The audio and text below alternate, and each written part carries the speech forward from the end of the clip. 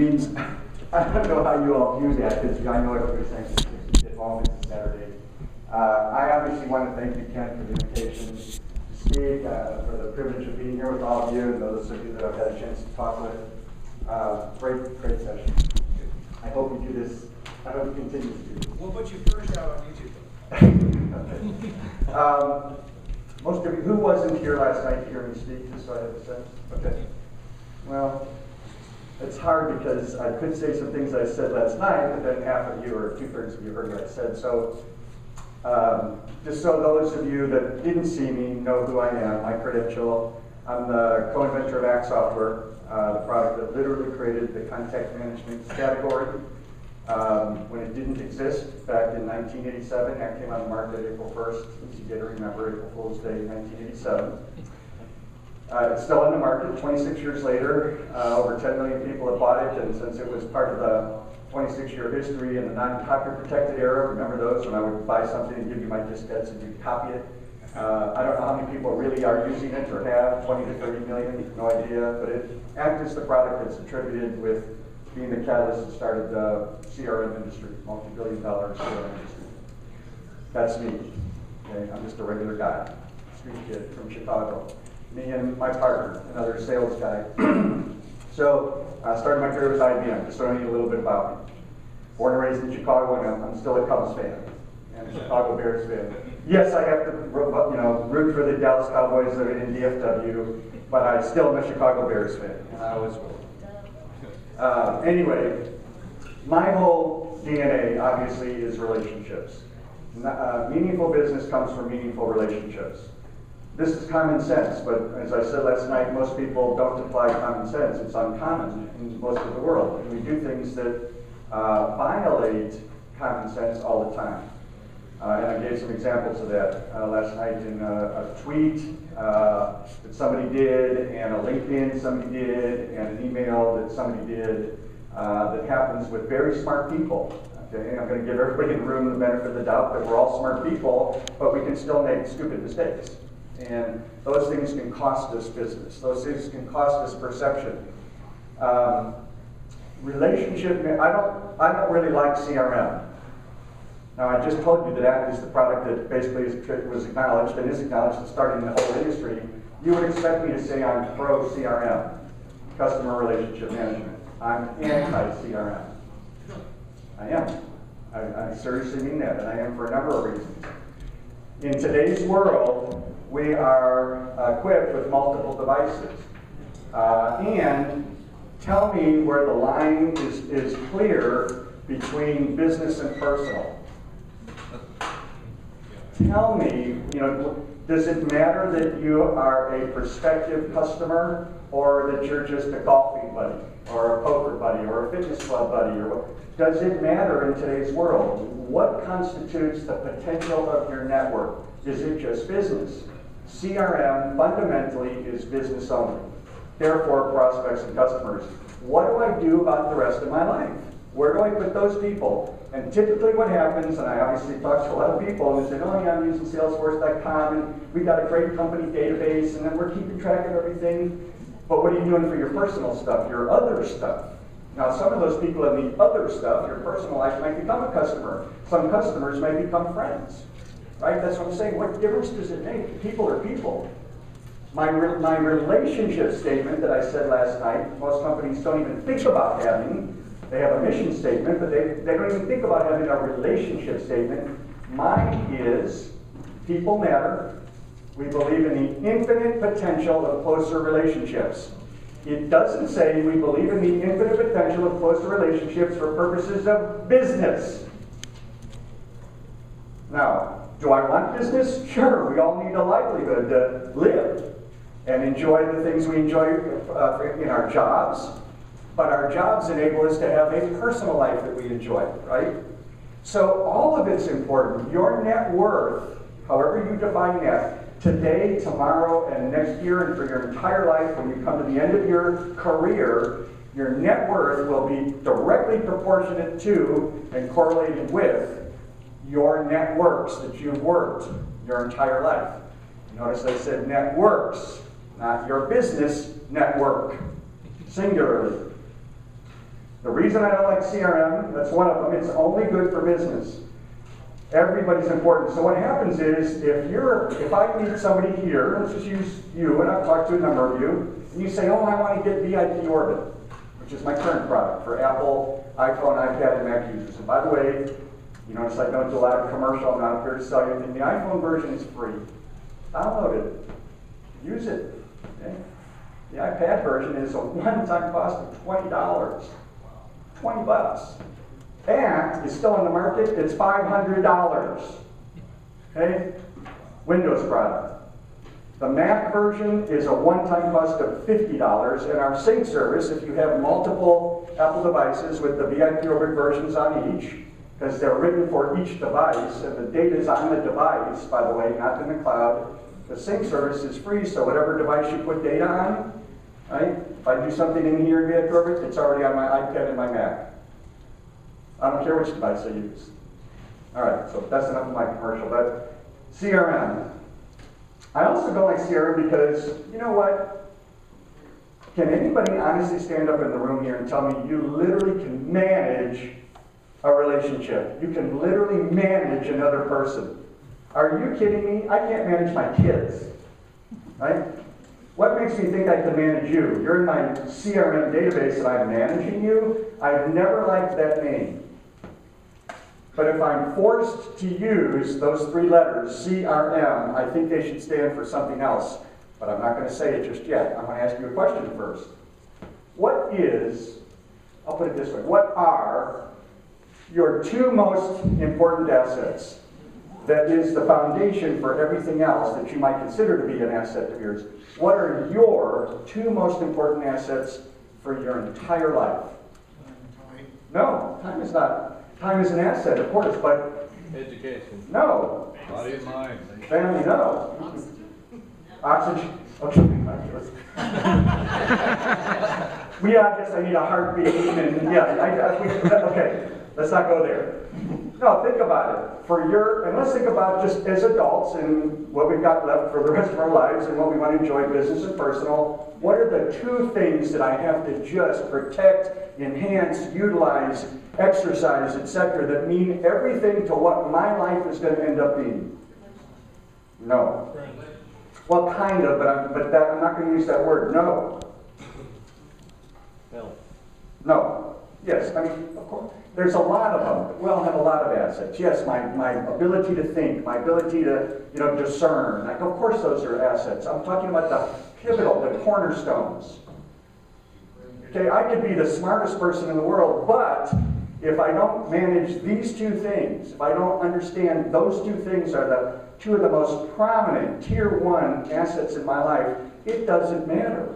I said yesterday, if you remember the previous speakers, and I agree with them, of everything they said, all these great tools we all have, Twitter, Facebook, LinkedIn, with constant contact, etc., etc. Of course they're helpful. Of course we need to use them. But if you don't have these foundational things down here, it's going to be a house, a beautiful $10 million house built with no foundation. It's going to crumble. Okay, so what is the foundation? Two foundational elements. This is how seriously I take relationships. That's why I develop software to help you. I'm a tool maker. I help you. I equip you with tools to help you create more effective and more meaningful relationships so that you are more successful. Okay, that's me. Service? No. Love? No. Faith? No. No. See how hard? Of course I know where I'm heading as a speaker.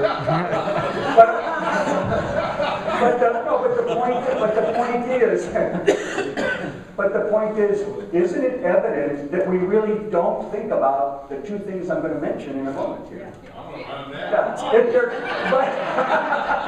But they're common sense. And we learned earlier this morning that you should give three things, so maybe I should think of a third thing. I don't know, but I only have two right now. Yeah, with sausage. Not that veggie. Now, me from Chicago, I would say Chicago pizza. Heck with lasagna, right? But the point is, okay, yes, your reputation. Think about it. Think about it. And think about it deeply. How many times have you heard in your life or said in your life, oh, you ought to talk to this person because, and everything is that's the because is built in a positive reputation such that they're being referred to you. There were examples of that given. Realtors especially, you want referrals. Insurance agent, referrals. We all want referrals. You think they come from a bad reputation? Are you kidding? How many times have you said, oh, don't talk to that person, stay away from them. Don't only walk, run, right? What are we talking about? A bad reputation. Your reputation is in front of you, behind you, above you, below you, and it surrounds you all the time. And the problem with it is, it's not a problem, but the problem with it is, it's not really determined by me. It's determined by your perspective of me. So what am I doing to affect your perspective of me, which is what I'm going to get back to on what I think CRM ought to stand for, and it should mean critical reputation methods. Right? What methods are you employing, which implies you don't have to use technology. Obviously we have technology, and I think you ought to, but the point is, we're not talking about technology. We're talking about an attitude, a discipline, and an understanding of the dynamics of relationships such that what's at stake here is my reputation and your perception of it. And so what can I manage? I said I can't manage a relationship. I can't manage you, even if you're in my CRM database. Therefore, what can I manage? Me. How are you managing me? Yourself. How are you managing you? That's the question. And that question and how well you do it determines the quality and extent, sustainability, strength of your reputation. The other one, somebody didn't pay the light bill. Or that's the time Mike shut up and says, or I want to go home. I know. No, you gotta wait till next time. I want you to come back. The big speaker wants you to come back. Yeah. Okay, the second one is your networks. I can have a good reputation, but what good is it? Well, I actually can't if it's determined by others. Everything I do, every inspirational meeting I've gone to, and I want to change this and do this, and yes, I'm a human being too. I want to be inspired just like you. But until I activate it in my networks and put it to the test and bridge that gap, what good is it to be inspired? Right? I've got to make it real. And in that process, both are covered. My reputation and my networks are strengthened, exercised, and hopefully grow. So that's my feeling about that. 10, maybe 15 minutes to talk to close out. So I'm going to leave you with, if you have any questions, anybody have any questions? Keep talking, we're here. Yeah, okay. Mike? Yeah, we've had speakers talk about service, we've had them talk about reputation, we're talking about relationships. But one of the biggest successes in this country is the Walmart model.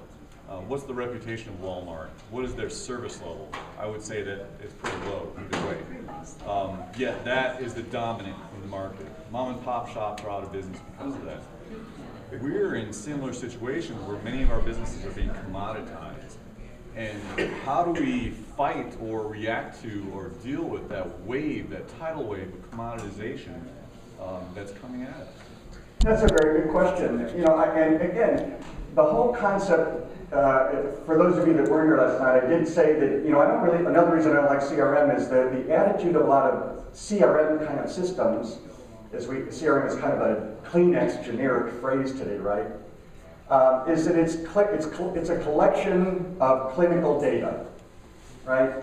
In some respects, but real relationships, I said, are based on an emotional connection. Which is why I said last night, I said IBM taught me to introduce yourself first. That's why I told you I'm a Cubs fan, Bears. I got some laughter, right? But that's an emotional connection.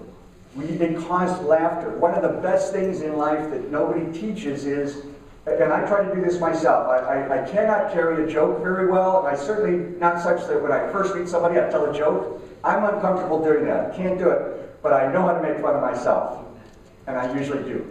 Or there's something in the newspaper that happened on the internet that I read today that we can both laugh about as human beings.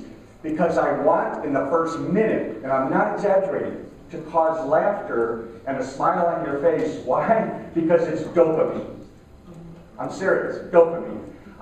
Because I like to be around people that make me laugh, that make me smile. Don't you? I don't know. You know, I get a kick out of women who are starting to date, whenever it is they date, or redate. Right? From a man's perspective, you say, so why are you attracted to that guy? What do women say so often? Women, you know what you say, what? He makes me laugh.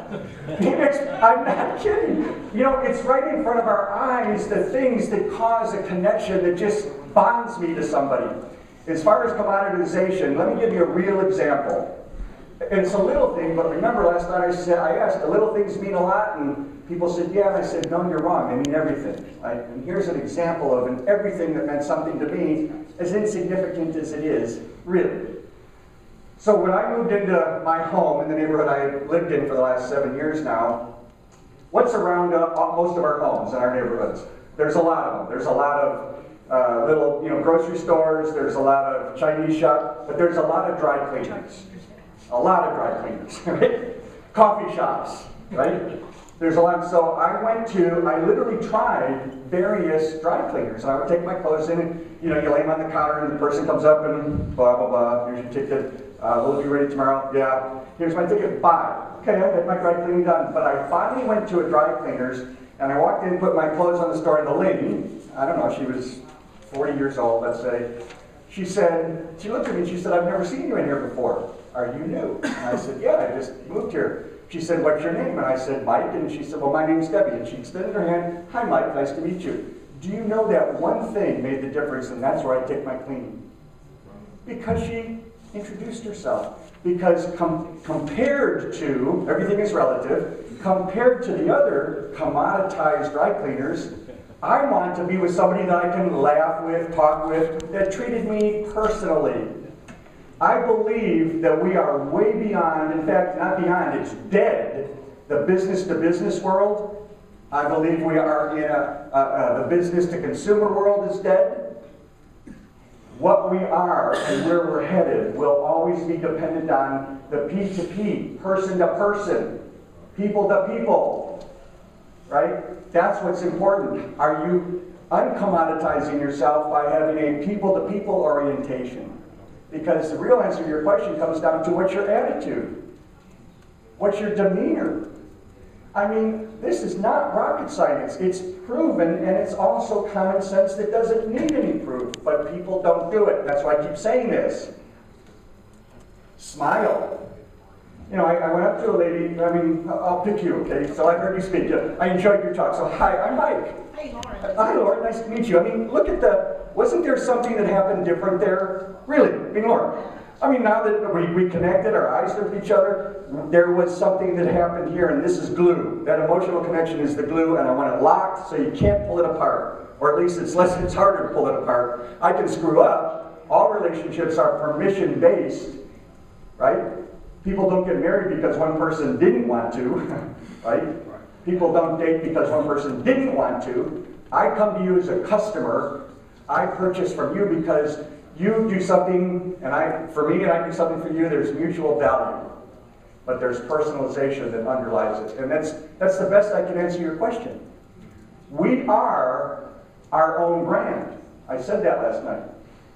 How are you? And I said, for those of you that weren't here, the moment I got up here, the moment you saw me, you were sizing me up.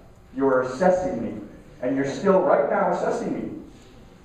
Where's your green jacket? I know. I'm famous for wearing a thin corduroy lime green sport coat. I also have a bumblebee yellow, very vibrant, and I wear that one too, and I have a purple one. I wear them to conferences I speak at because it's brandy.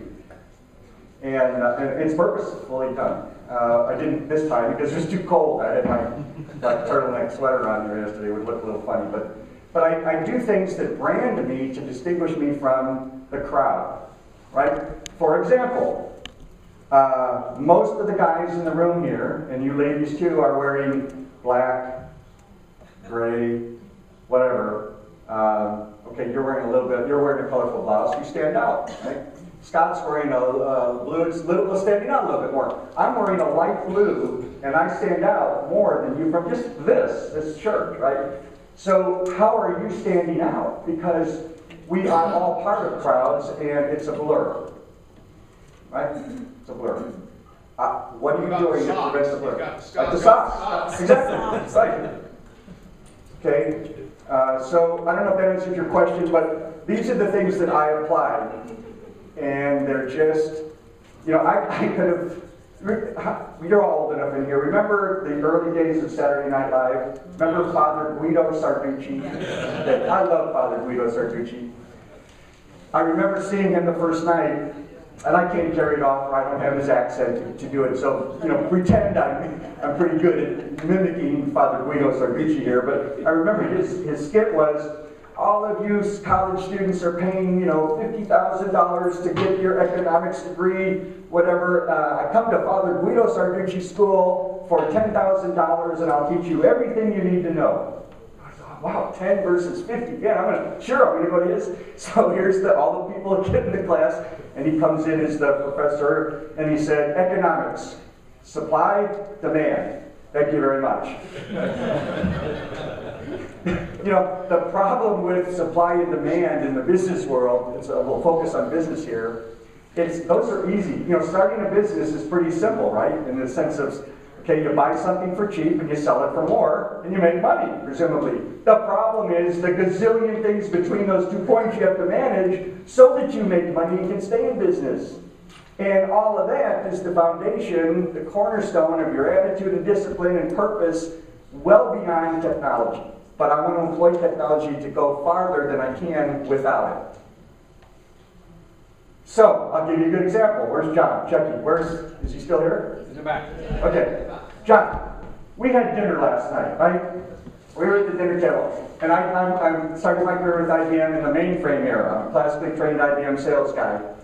There was no PC industry, right? We had 80-column punch cards. For those of you that have never seen an 80-column punch card, this is it. And I still have a whole box of them that I take notes on. Right? They're great for notes. You'd have to write what's called the job control language, JCL, to put in the mainframe to queue your program. It was way back here up in the run job. Okay? And you did it and of course programs are written on cards. So you have a program you wrote that has these many cards, and you drop it on the floor. Oh my gosh, right? That was the era that I was trained in and sold in. But I didn't know, so I created a profile in VIPorbit for John. I didn't know until he spoke just a moment ago that he's a certified scuba diver, he's a Taekwondo black belt, he's been divorced, widowed, and now married again. His wife's name is Susie, and his son is JJ. I instantly captured that on VIPorbit. I spoke it. I can type it too, but now I remember that about John. And he's from New Jersey, right? And he's got a distinct accent. It's certainly not Southern, right? Laughter, right? But the point is, okay, so is that valuable information? Yeah, because let me use Scott Carley. Scott is in here, and Scott, do you mind if I use my example of you when we first met this morning? Not at all. Okay, so I can give you the exact date because it's in VIPorbit, but about 2 years ago, Scott and I had lunch at the TGI Fridays Sheraton Hotel in downtown Austin. And he told me at that time that he wanted me to come back down in a couple months to do training to a class he was going to have. Well, okay, that was fantastic, and you know he's excited about VIPorbit, et cetera, et cetera. He never did. Okay? And I kidded him about it. And I said, do you remember where we had lunch? And are you still doing the Mustang brand, right? He said, yeah, I still am. And I said, well, how do you think I remember that? Because I'm so smart? No, I'm not. You know, one of the reasons that my partner and I invented ACT to begin with, and I continued on with VIPorbit for the Apple world right now, there'll be more coming, is because I don't have a very good memory. I really don't. What I do need is an on-demand, instant recall photographic memory executive assistant with me all the time that my wife doesn't complain about, and this is it.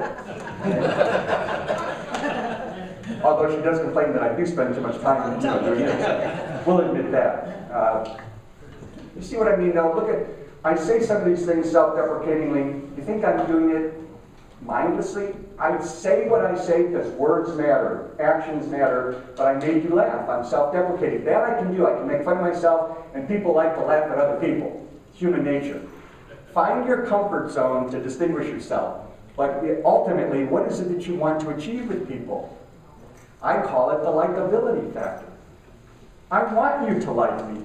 I was asked to get back to your question. I was asked at a CEO Space conference where I spoke last summer, and a guy asked me a similar question, and on how I view a customer. He said, "How do you view somebody when they first walk into your company?"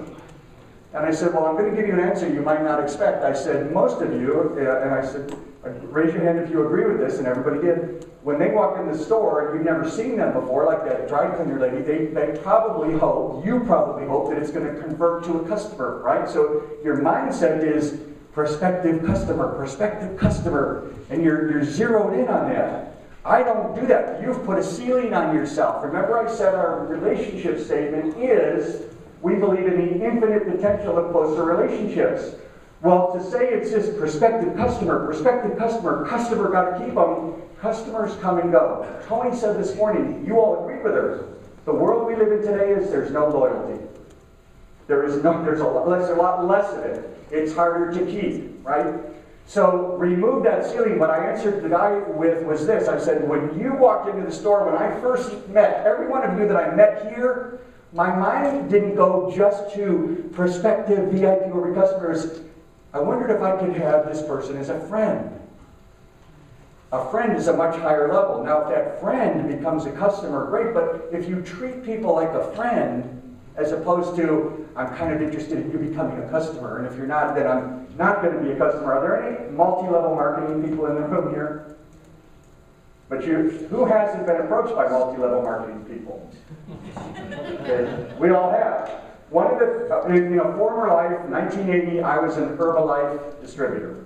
Okay. I know what I'm speaking of. I began to see everybody as a prospect. And if you weren't interested, I was no longer interested in you. It was a horrible feeling because I began to see people in a very tight way. And I had a lot of rejection. And in fact, I don't know this for a fact, but I would surmise to say I probably damaged or blemished the way I was viewed by those people a little bit because it was so apparent that I wanted them to become part of my downline. Can you relate to that? Absolutely. Yeah, okay. All of this focuses on your attitude and your mindset. So let me leave you, well, first of all, are there any other questions? Okay, let me leave you with two quotes I typically like to close out with. You can apply it as an entrepreneur. You can apply it to relationships. Obviously, that means you can apply it to both personal and business. Apply it any way you want because it applies to your life. So the first one is this. And I'm going to say this very slowly, and if you repeat it in your head, I encourage you to emphasize a different word in this sentence because each word you emphasize, it just completes the potency, if you will, of this quote, at least as I view it. It's by the poet John Greenleaf Whittier, and I'm not a poet, I don't really read poetry, but I saw this quote that I thought, oh man, that touched my heart. It meant something to me, it hit me. He was a poet in the 1800 era, and this is what he said. Of all sad words of tongue or pen, the saddest are these, what might have been. Let me repeat that. Of all sad words of tongue or pen, the saddest are these, what might have been. Think about that as, I wish I had just done that, said that nice word to that person. I wish I hadn't been so gruff. I wish I had thought of that thing. I could have done it. I mean, how often do we all do that? I do it. I told you last night, as much as I try, I still F up. Okay. Put it bluntly. But I try to recover from it. But I'm cognizant of, I don't want to get to on a day-to-day basis, and I've told this to my kids, I don't want to come to the end of my life as an entrepreneur, if you think about it as an entrepreneur, I don't want to come to the end of my life and go, oh, I'm so sorry I didn't do that thing. Why was I so afraid? Why didn't I? You know, you impose your own restrictions. You can't do that. The other quote is this, and I opened my presentation last night. My topic was entitled, Life is a Contact Sport. Life is. And I equated it to, athletics, because we can relate to victory and defeat and training and intensity and, blah, blah, blah. So this is the quote. It's a baseball analogy, but you don't have to understand baseball to get the quote. Apply it to your life. So imagine a baseball player going to home plate, with the bat in his hand and not knowing what the pitch is going to be, right? So here it is. Every attempt does not produce a hit. And every hit does not produce a home run. But every home run is the result of both an attempt and a hit. You gotta play the game of life. You gotta get up there and give it everything you got, because you do want that home run. Knowing you're gonna strike out sometimes, that's okay, that's life. But knowing you're gonna get to base, first base, second base, and you're gonna make progress. And occasionally you'll have that home run, but you gotta be in the game to get that home run, and you gotta go for the swing, and you're gonna hit the ball from time to time. Okay? That's how I view everything I do and believe in principle, about the value, the pricelessness, the preciousness of relationships. I will say one more thing. I could talk for a long time. I thought of one more thing. How many of you have seen the MasterCard commercials? They're priceless. I love their theme, priceless. I absolutely love those commercials. The one that still stands out in my mind, I play golf. I'm a fair weather golfer. I didn't take up golf till 42, and so, I wish I had played it as a kid, but I was poor and we didn't play golf in the, valleys of Chicago where I grew up, in tough neighborhoods. So here's the scene. You know what MasterCard does, shirt, $25, they pay on something that you're going to charge on MasterCard, obviously, but it's a priceless dimension to it. So here's the scene. 3 guys golfing, 2 guys standing on the side like this laughing, and it shows the guy, and he's standing in a creek, and the ball is halfway below the water and halfway above. Anybody see this commercial? Okay. Now, how many of you golf in the room here? Okay. How many of you would say, I'm going to try to hit that ball? Okay. That's me. Okay. Rather than, I'm going to take a penalty stroke, just toss it out and continue the game. Okay. So the next, of course, MasterCard's going shirt, $45, pants. So then the next thing you see is the side view of the guy's face who took the swing, and there's mud all over the side of his face. Okay? So he took the swing. He went for it, right? And on the side, it comes back to the 2 friends, and they're just hysterically laughing. The laughter factor that I talked about, right? Bonding. They're hysterically laughing. And the camera comes back down, and the ball is still in the creek, right? And MasterCard says, a day out golfing with your buddies, priceless. And that's how you have to view the potential of people. And with that, thank you very much.